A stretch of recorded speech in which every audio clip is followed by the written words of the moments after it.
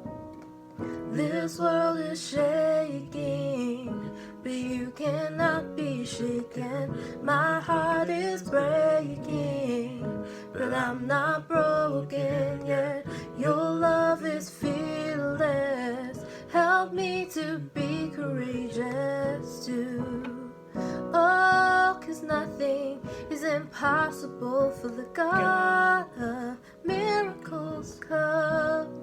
We need your supernatural love to break through. Nothing's impossible. You're the God of miracles.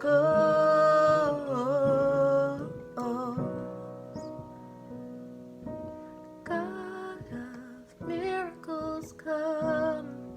We need your supernatural love to break through. Nothing's impossible. You're the God of miracles.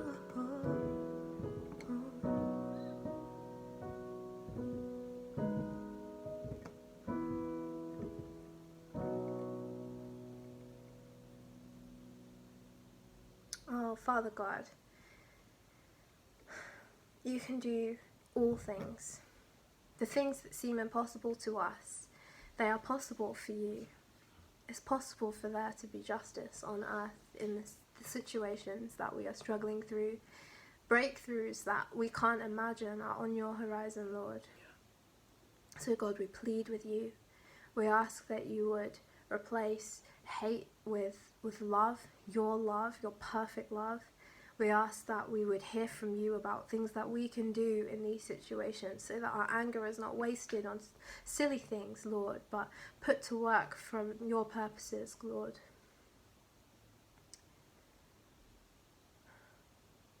We thank you that we can come to you and ask you for these things and that you are faithful to respond. In Jesus' name, amen. Amen.